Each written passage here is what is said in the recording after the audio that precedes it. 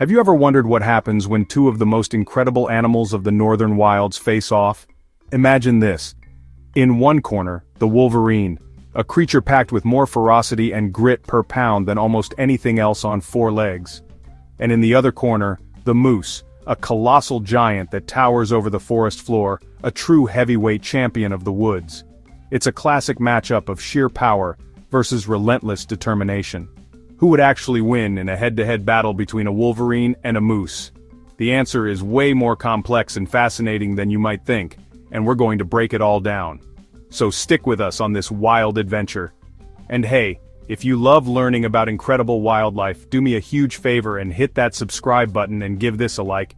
It really helps us bring more stories like this to you. This isn't just a simple question of big versus small. It's a deep dive into the world of animal adaptations, survival strategies, and the raw, untamed spirit of nature. We're going to explore the unique tools each animal brings to the fight, from the wolverine's bone-crushing jaws to the moose's powerful kicks. We'll look at how their senses, their intelligence, and even the very ground they stand on can tip the scales in one direction or the other. This is more than a hypothetical fight. It's a window into how these animals live, survive, and interact in some of the harshest environments on our planet. We're peeling back the layers of myth and getting to the real science behind these amazing creatures. Throughout this exploration, we'll uncover some truly surprising facts. Did you know a wolverine has a bite strong enough to chomp through frozen bone? Or that a moose can run nearly as fast as a horse and swim for miles without breaking a sweat? These aren't just monsters from storybooks, they are perfectly engineered survivors. We'll even look at rare, documented accounts of these two titans actually meeting in the wild. These encounters are few and far between, but they give us incredible clues about what really happens when unstoppable force meets an immovable object. Get ready, because we're about to venture deep into the northern forests to answer one of the wildest questions out there. So, buckle up as we journey into the heart of this epic wilderness rivalry. We're going to compare their strengths, their weaknesses, and the clever tactics they use every single day to stay alive. By the end, you'll not only have a clear idea of who would likely walk away the victor, but you'll also have a newfound respect for the incredible resilience of wildlife. Let's start with the smaller, but by no means lesser, of our two competitors, the wolverine. Now, don't let its size fool you. This animal, Gulo, is a member of the weasel family, and it has a reputation that's larger than life, and for very good reason. Weighing in at only 20 to 55 pounds, the wolverine is a compact bundle of pure muscle and unadulterated fury. Its scientific name, Gulo, literally means glutton, which hints at its voracious appetite and relentless nature. These animals are built for the harshest conditions on Earth: boreal forests, tundra, alpine regions. Their very existence is a testament to resilience, and they don't back down from anything. A wolverine's primary weapons are its formidable claws and teeth. Semi-retractable, long-curved, perfect for digging through frozen ground, climbing up steep snowy slopes and even trees. But they're also incredibly effective in a fight, allowing the wolverine to latch on to much larger animals. Then, there's the bite. A wolverine's jaw is exceptionally powerful, with a specialized molar in the back of its mouth that is rotated 90 degrees. This unique dental adaptation allows it to shear through frozen meat and crush bone with ease, something that even wolves and bears can struggle with. This ability is crucial for scavenging carcasses in the dead of winter, its primary way of getting food. Beyond its physical tools, the wolverine's greatest asset is its attitude. Its aggression is legendary. Now let's turn our attention to the other side of the ring and meet the undisputed heavyweight of the northern forests, the moose, Alces. This animal is simply massive. A full-grown bull moose can stand over 6 feet tall at the shoulder and weigh up to 1,500 pounds. That's more than 20 times the weight of a large wolverine. Just its sheer size is an incredible defense. Most predators, even packs of wolves or a grizzly bear, will think twice before taking on a healthy adult moose. They are the largest members of the deer family, and their presence in the forest is nothing short of awe-inspiring. The most iconic feature of a bull moose is, of course, its antlers. These massive palmate antlers can span up to 6 feet across and weigh as much as 80 pounds. Used for display, used for battling other bulls, and used as a defensive weapon.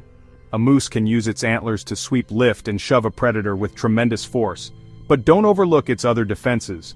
A moose's primary weapon is arguably its hooves. With long, powerful legs, a moose can deliver devastating kicks with pinpoint accuracy, striking forward, striking sideways. A single kick can seriously injure or even kill a large predator. Despite their immense size, moose are surprisingly agile. They can run up to 35 miles per hour, outpacing most threats over short distances. They are phenomenal swimmers, diving several meters underwater. When we put these two animals head-to-head in a hypothetical battle, we see a fascinating contrast in fighting styles and survival tools. The Wolverine's strategy is all about offense and opportunism. It would have to get in close, using its agility to dodge the moose's powerful legs. Latch on with claws, use powerful jaws, bite the neck, bite the hindquarters, bite the nose. Its low center of gravity and tenacious grip make it hard to shake off. It's a battle of 1,000 cuts, wearing the giant down through blood loss and exhaustion. On the other side, moose, defense and overwhelming power. First line of defense, intimidation. Stand ground, raise hair on hump, the main stare-down attacker, often scare off predators without a single blow. If the Wolverine presses the attack, the moose would rely on its powerful kicks. Front leg stomp, rear leg kick could instantly crush a Wolverine's skull or break its back, ending the fight in a single moment. The moose's sheer height and reach give it a significant advantage, allowing it to strike from a distance where the Wolverine's claws and teeth are useless. We also have to consider their endurance. The Wolverine is known for its incredible stamina over long distances, but this is more for travel and foraging than for a sustained, high-intensity fight. A direct confrontation is incredibly costly in terms of energy. The moose, while also having great endurance for travel, is built to end a fight quickly. So, the outcome of a confrontation between a Wolverine and a moose isn't just decided by their physical abilities. The environment where the fight takes place plays a massive role. Imagine the encounter happening in deep, soft snow. The moose, with its long, stilt-like legs, is well adapted for this, but it can still be slowed down significantly.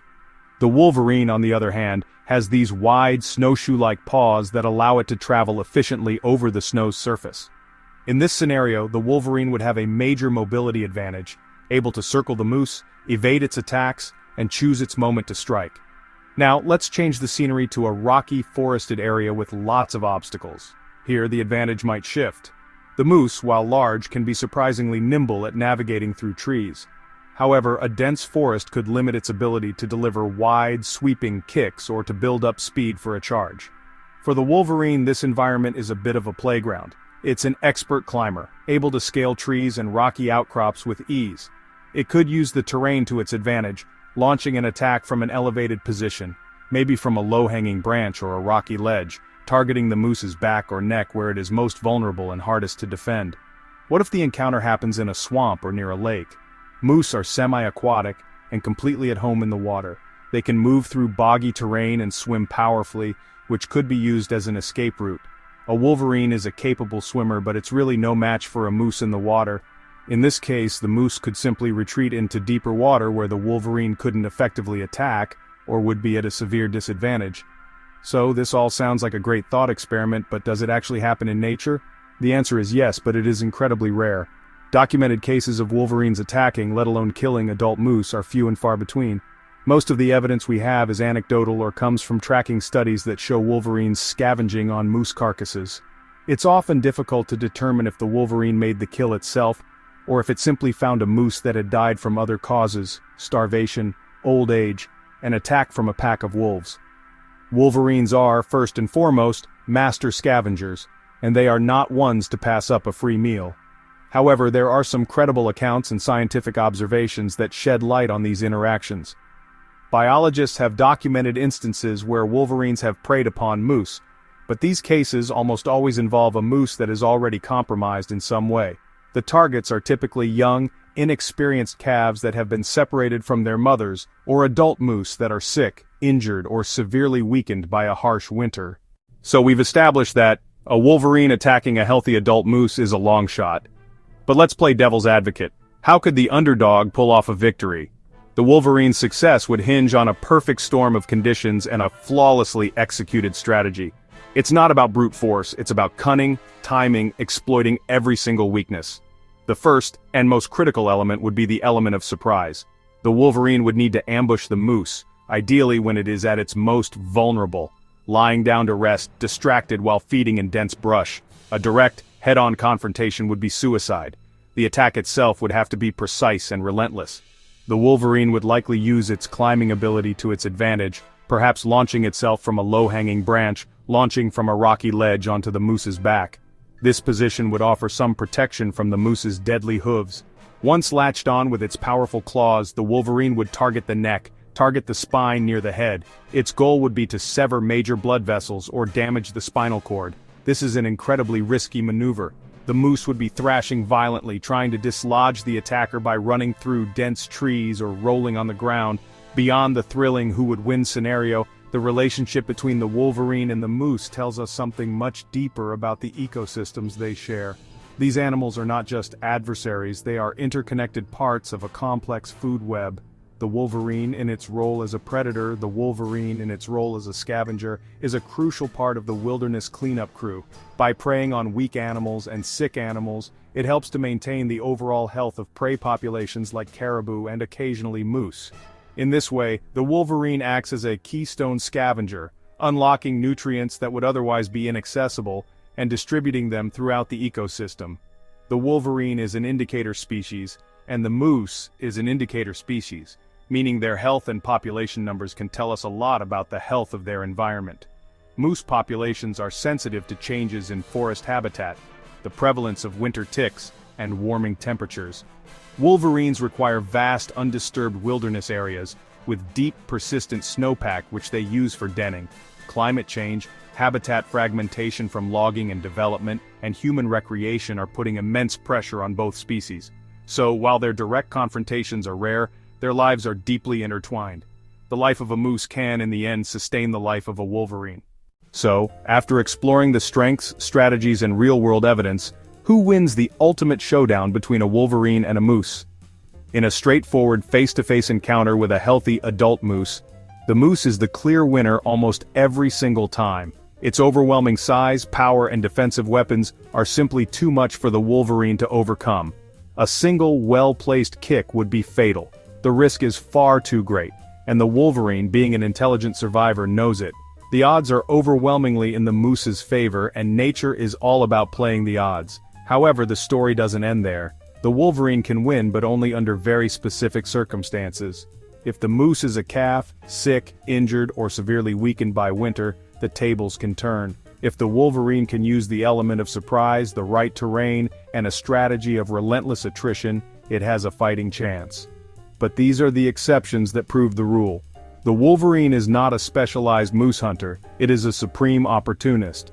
This matchup teaches us a crucial lesson about the natural world. Survival is not always about being the biggest or the strongest, it's about adaptation, intelligence, and energy conservation.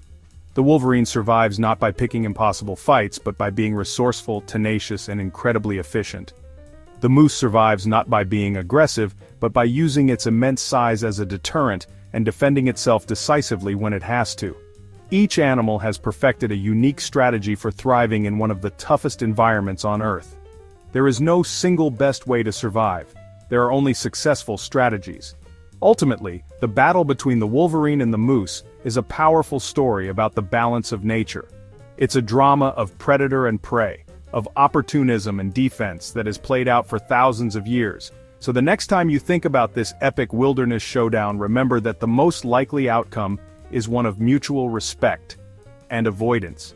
And that in itself is a victory for both. Thanks for joining me on this adventure, and don't forget to subscribe and like for more explorations into our amazing natural world.